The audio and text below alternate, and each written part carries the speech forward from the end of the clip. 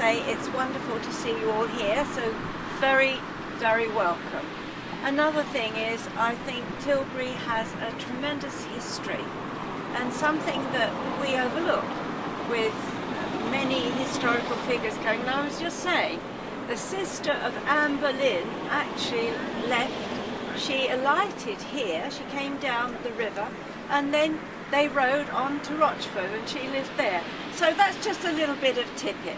But there's a lot of history with Tilbury. We've got our two forts, which are extremely interesting places, and they are steeped in history. And we know Queen Elizabeth came, and her speech, and there are many other issues as well. And let me turn to the Trough, which I am delighted to be here.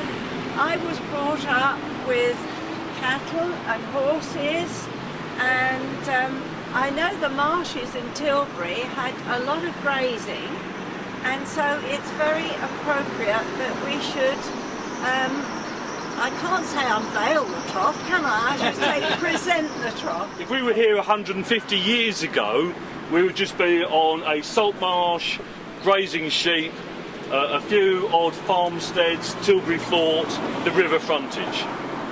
Ironically, one of those farmsteads, and here I go off into my history lesson, was lived in by Daniel Defoe, no less. Not far from here, only a few hundred metres from here. And he was producing bricks and tiles as an entrepreneurial businessman, and his next door neighbour was a man called Mr. Friday. Just think about that. Well, that is history for you.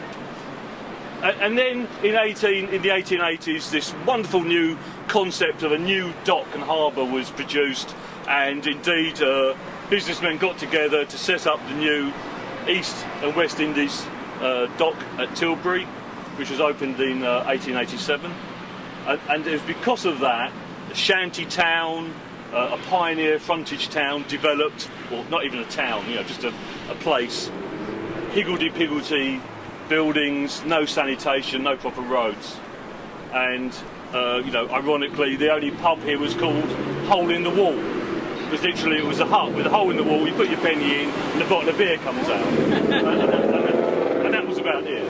But slowly, people got involved and decided that they wanted to shape Tilbury. And so, once the docks got going, lots more people wanted to come and work here. The dockers, the stevedores, the clerks, all those businesses, passenger liners, cargo shipping lines, all came to Tilbury, and so the place was born. Kipling Avenue, just before the Second World War. And I know the conditions that prevailed at that time. It might be of interest to you to know that despite the big docks over there, with all the thousands of people who were employed there, the Tilbury folk only were employed at the lower level grades. All the posh, higher paid grades went over to Gravesend. So the local economy here in Tilbury has always been low. And I know in modern days it's beginning to rise quite rapidly. For a long, long time it was at that level. The consequence of that was any haulage of any description was done by horse and cart. And I remember quite well all the horses around, as Madam Mayor said, on the marshes, and they used to stray around occasionally, even today, stray around the roads and be forever lasting, rounding up horses out of our gardens and that sort of thing.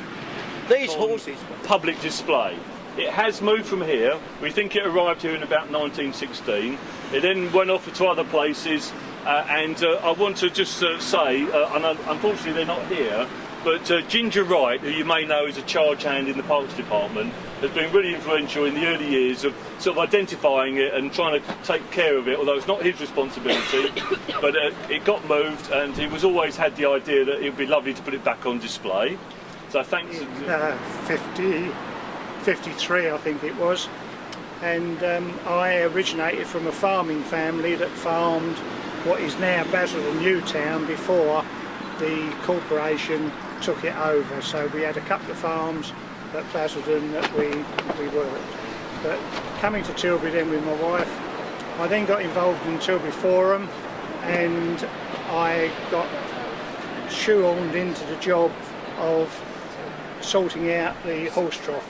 At that time it had been recovered and was laid in the CRC car park, and it was a matter then of getting quotes for the work and so forth, which I did, and the stonemasons locally, or relatively local, Madstone, which are here I believe somewhere, from the 4 or 5 that I got to do the job, which they've done admirably, as you can see, and it was then reinstalled on site.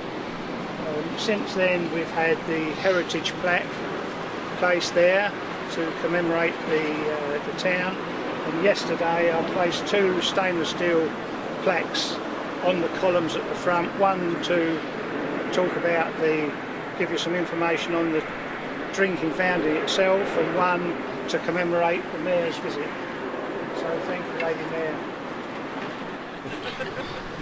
With small hat, Michael. Great, thank you.